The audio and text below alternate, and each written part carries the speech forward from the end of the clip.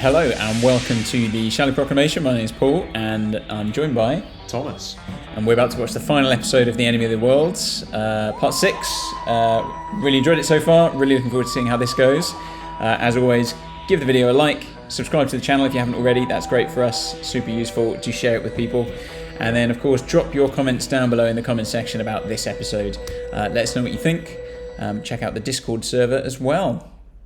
Indeed. Link in the description, I believe. It is, yes.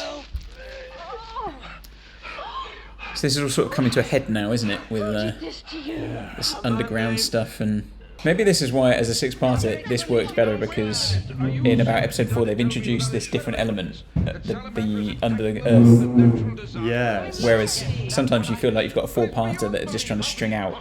It almost needs to have a trick up its sleeve or a twist to reveal in part 5, doesn't it? Yeah, you need something to take it into a slightly different direction rather than just drawing out the story you've already got, perhaps.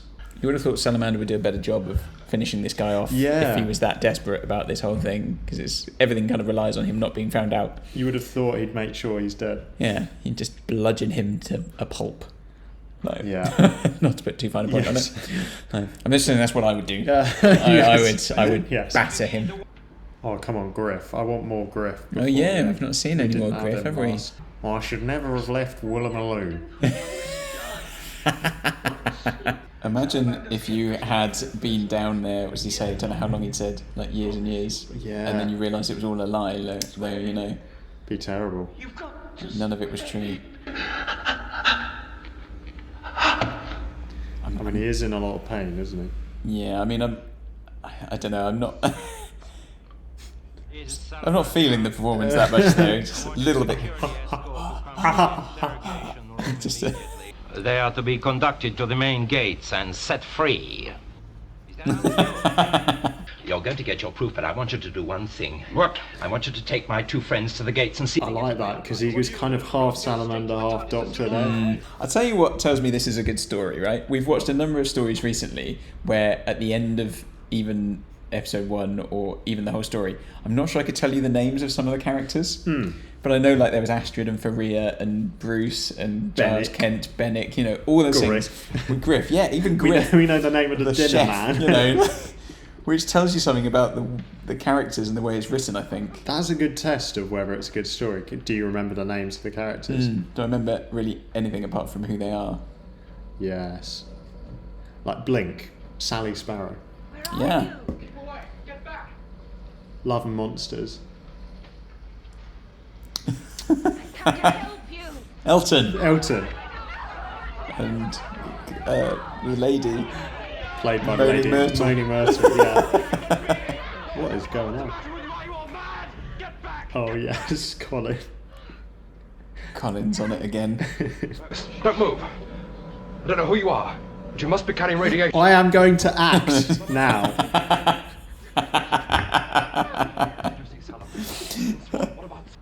She knows. Wow, yes. This machine's a fake. Liked. Is this ruler contaminated? What war? Where is he? Where's Salamander? Sorry, now every time he says something, or like think of you, is think of you going, I'm going to act now. Move aside, I'm here to act.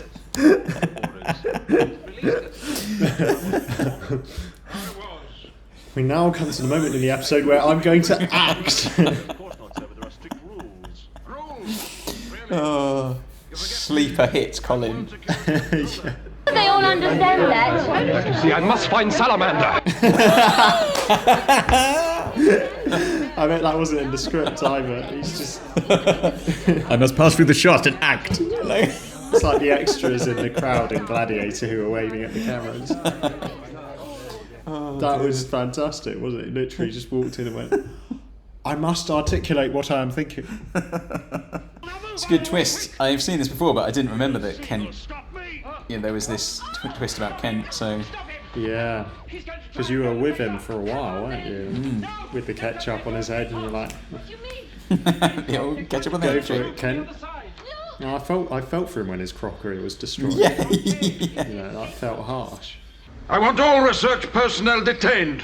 And he can begin with Bennick here. Take him away. Look how sort of like a scolded child he looks. Yeah. It's amazing how quickly he's changed from that vile character into this kind of almost like a schoolboy who's been told off. Oh, this is quite brutal. Yeah, really kind of drawing this out.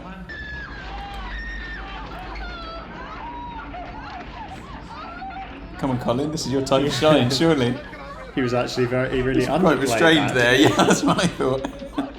What was that just fell on them? Oh, just bits of rubble. Just bits of them, yeah. Polystyrene rock. And now I'm going to kill you. No, you don't. Mm-hmm. Oh.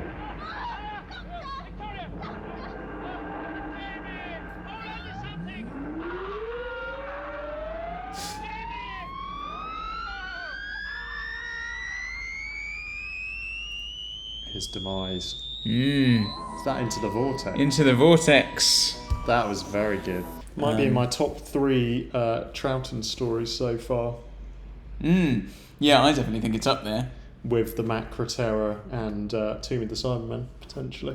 Yeah, Tomb of the Cybermen I really love, and yeah, I think this one. I think my understanding is that like when it was rediscovered in sort of, or when the episodes were returned in 2013, like the only one that existed before was episode 3, and people were quite negative about the story because they said episode 3 isn't that exciting. Not that I remember it being particularly dull, but it was kind of in the light of the whole thing being returned. I think people reevaluated it and rated this story quite highly. There was a bit of a buzz around it. Yeah, because it's got so much going on, doesn't it? I mean, create a lot of intrigue with the Doctor Salamander stuff, but then also the underground base and those people who need to be set free and all the scheming and, you know, twists. It just keeps coming, doesn't it? It's like, I don't think you can accuse it of being a boring story by any stretch. No. Or bland. It's doing a lot. And it's got a really good cast. If you think back of all the characters people we've just had there, obviously you've got the Doctor, Jamie and Victoria, and then you've got like Salamander and Kent and Astrid and Faria, Bruce, Federin, Dinesh, all those people, and Griff, you know. Yeah, I was sad Griff didn't make a return.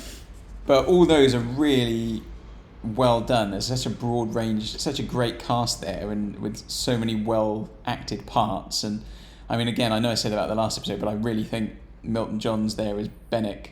Yeah. The way he's suddenly, the change that appears over him, where suddenly, when he has no power to back him up anymore, he's just this pathetic little figure. Yeah. Is a great example of like.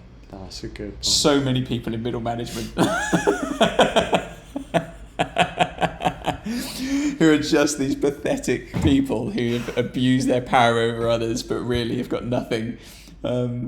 Just this perfect thing. But the way he just, he's just looking down at the floor. He's not like, he doesn't kind of try and keep up the pretense, does he? He doesn't try and talk back at them. He knows he's absolutely numbered, just looking down at the ground, led away, this kind of little, like I say, pathetic little figure.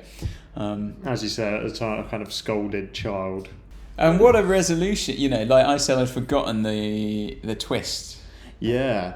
Of Kent. But that was really good because I'd not clocked it, and I wasn't at all suspicious. Sometimes you have stories that really point you in the direction, don't they, of something. They linger on something or someone after certain things are said or done, and you go, oh, that's setting me up for something, isn't it, later down the road. But I don't feel I got that with Kent, or at least if we did, I didn't notice. Yeah.